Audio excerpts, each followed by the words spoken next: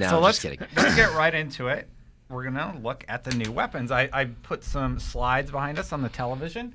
So Hakke, yeah. that's how Deed says you say it. That's this new company, and their weapons. Foundry. That's right. Is the technical So term. yeah, and maybe just as a quick precursor, right? We all had Foundry. seen Suros branding very clearly, right? When Oh, Suros yeah. came up, and then they've now sort of announced that as a foundry and really a brand for weapons that's making weapons. Yeah, I kind of like it. Borderlands does this. Really, really interested. We're going to look at each of them.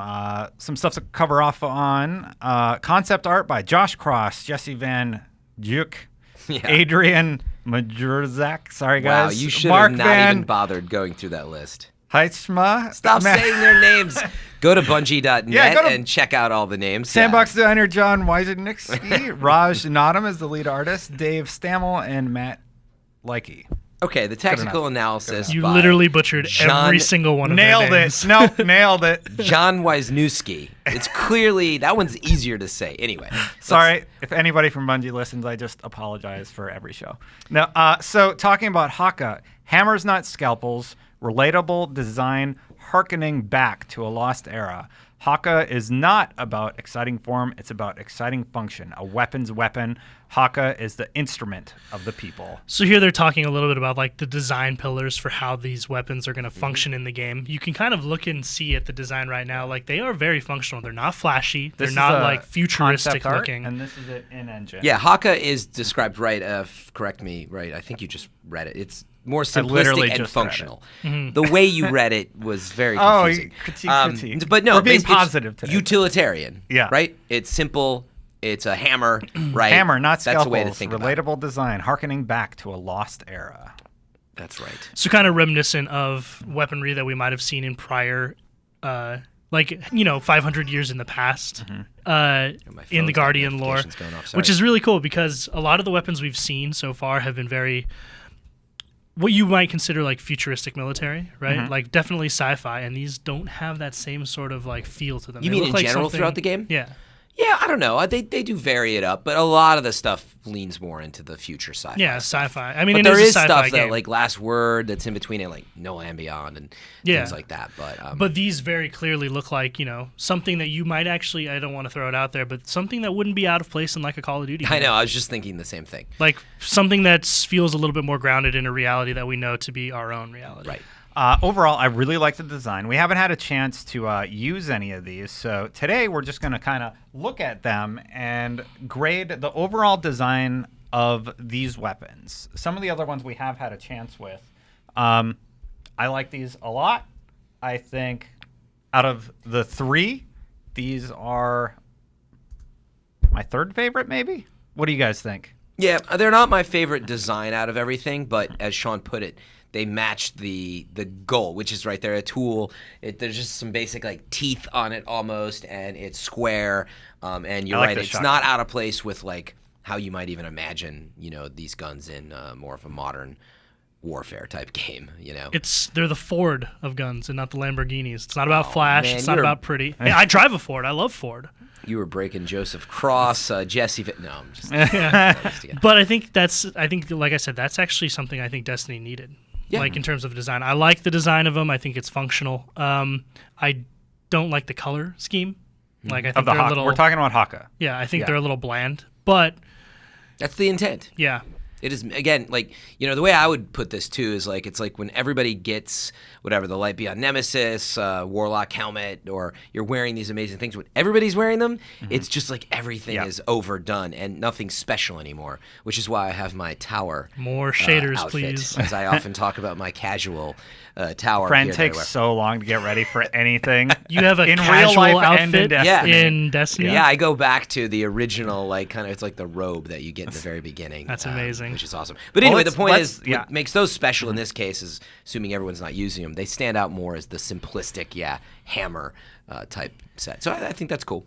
We're going to move on to Omolon, my favorite design. Let's read their description. Experimental, bordering on irresponsible, powered by barely understood technology, a fusion of the mad scientist and product engineer of the new frontier. Hallmark, is the liquid ammo displays and Omolon power cells.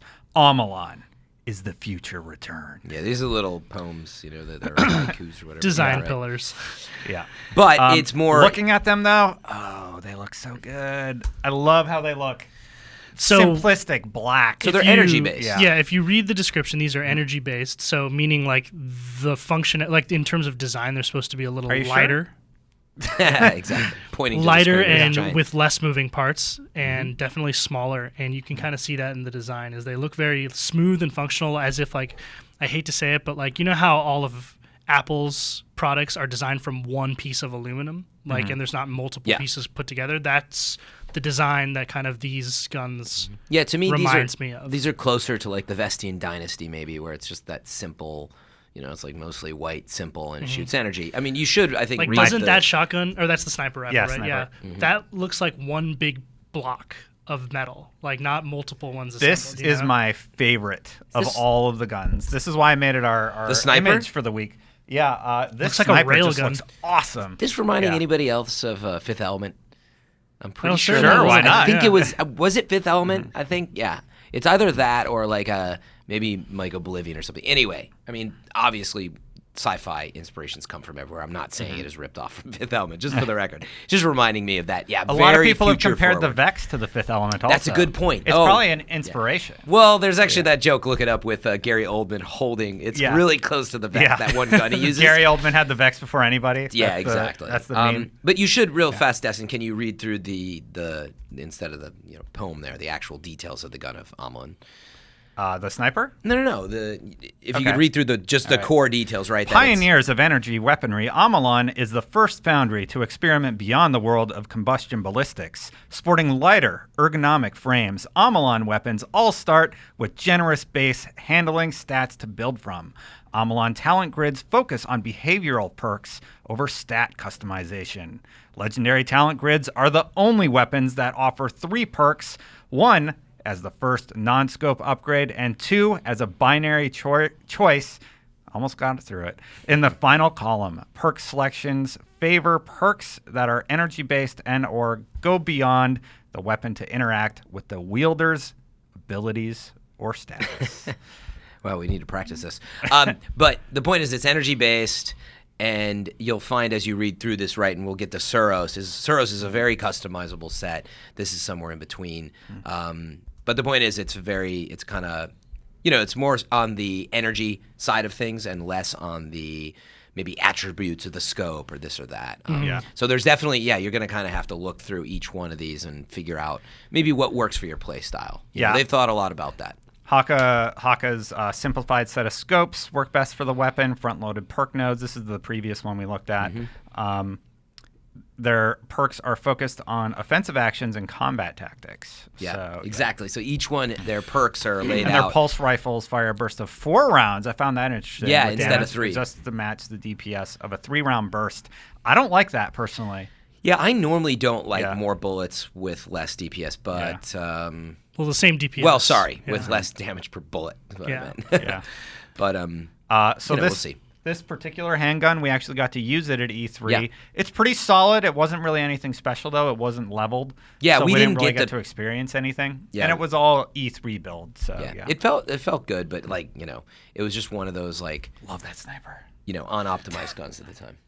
Overall, if that sniper's good, that'll be a new sniper I use often. Overall, it looks like Bungie's paying really close attention to making the weapons feel unique via the perks and the nodes, as opposed to generally in the past we've had minus a couple of really nifty perks that made guns really interesting.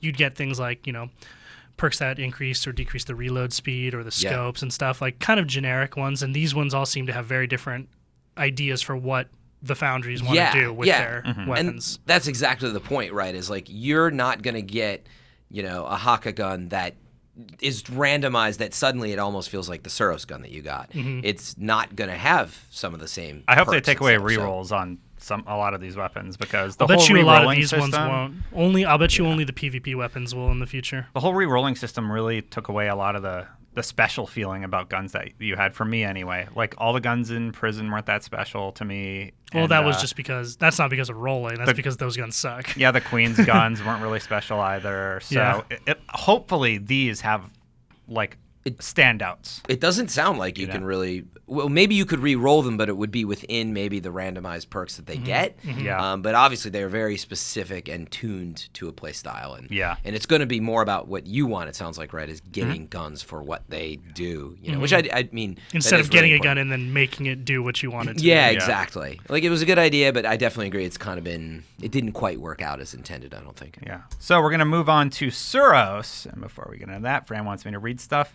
This is my sword. Not that part. Function is a given. It must be given form. Design is honed. Precision. Every curve, every line, every chamfer speaks to the Suros philosophy. Suros is elegance amidst brutality. All right, you got through it. I'll give you that. Paid for by the Suros marketing. So now the important details. I imagine these ads like playing in the tower. So Totally. I think it'd be totally We fun. should make some ads. Tactical analysis provided by Sandbox designer John. Name I can't say. No, his was the easy one. Wyzanewski. If I take time and read it, I'm fine. Anyway, some say the best weapon for a Guardian is the one that they can customize to match their intent. Suros believes in options, weapons that can be repurposed for a variety of combat situations. Suros talent grids offer 2 columns of 2 stat perks, granting more options for changing weapon stats than any other foundry. The single behavior perk is grounded in the middle of the talent grid as a focus point for the weapon's core potential. If you want a weapon that can flex from CQ to ranged, quick to powerful, fast handling to hard hitting, all with the swap of a few nodes, Suros. So, Sean, you play a lot of PvP. Lots. That sounds like you can do a lot of customization on the Suros side. Like, now hearing about all of it, doesn't it sound like you would just want to have Suros stuff? Like, how do you think it'll pan out? You know, I mean, I'll bet you it will be the most customizable of them. This wasn't a rifle, by the way. Yeah.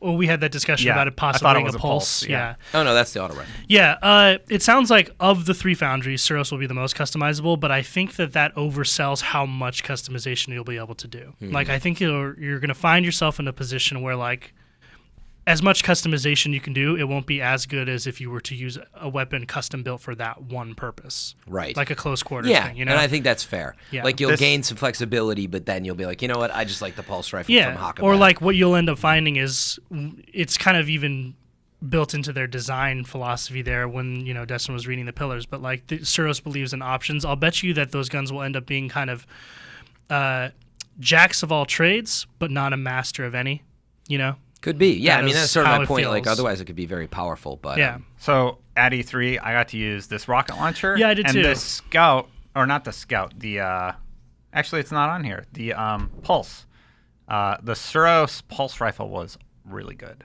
Like, I was stomping people in multiplayer with it. It was the go-to weapon for that day, anyway.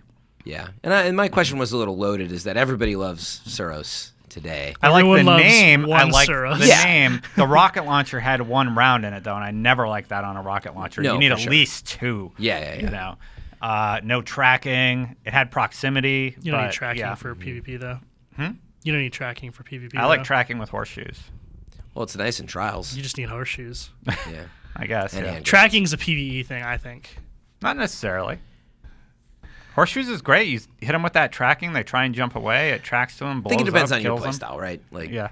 if you're a good shot and you lead and someone's jumping into your, you know what I mean? It really depends, I think, on your playstyle. But Definitely preference. anyway, what I was getting at is I was just saying the Suros auto rifle is unequivocally, I mean, it's an awesome gun. Like, there's no doubt about it. So I have a feeling these are going to get a lot of attention. Like, it's already a developed brand and idea. I also just love the idea of there being foundries now, like, because we had seen some consistency with guns in the past. Like, there was the Suros regime, which everyone loves, but then there were other, like, there were some even the blue Suros, people and, used like, it 2 ways. They wouldn't level it for PvP and they'd level it for PvE. Yeah. Totally. So- But what I meant was, like, you'd see other Suros guns pop up, but none of them were noteworthy. Now we have, like, this is a company or a foundry, a collective of people who designs guns a particular way. And now there's other foundries out there. Like, it'd be cool if there's, areas and NPC. It's just very kind of Diablo-esque or World of Warcraft-esque to me to have these factions have specific guns and rewards. But it's early to say. We got to move on, guys, so I got to cut you off. But I need your rating. So what's your favorite to least favorite? Or least favorite to favorite? I love the design of Suros, so I think that's my top one. I'm kind of meh on the Hakke stuff, and I'm also kind of meh on the Omolon stuff. Okay, Fran, you? Minus the sniper. The sniper's really cool. Yeah, I mean, there's a lot to think about. I'm just gonna have to go with style for now because I think Well, it's that's just all we're too going ear- off Yeah, of. it's too We don't early know to- enough about We know perks some and about the perk sets and stuff, but I tend to like stuff that's kind of in the middle, and Omolon is there, and I like energy-based stuff. I think so. Yeah, I'm definitely into that. Am I grading it like A? Yeah, through like F? what's your first and least worst? But best yeah, to worst? definitely Omolon, then Suros, then Hakke. In terms of A design. through F. I got Fran, to agree here at with IGN Fran. we use 100 point scale. The Omolon weapons look absolutely phenomenal. We all like Suros. I like their design also. And then Hakke, I think they're going to be the red herring. I think they're going to be really, really powerful weapons and kind of surprise. Yeah, and us. that's the point. Like You know. you're looking at design and you're Yeah. like, they look okay, and I kind of get what they're doing, but until you use it, Yeah. it's kind of hard to say you love it. We're So, grading the look of the weapons. yeah. Yeah, because And it is intended- We can't grade anything else. But that was my point. Is it's intended to not look Worth the putting best. out there. Boom. So it's not going to look the best, but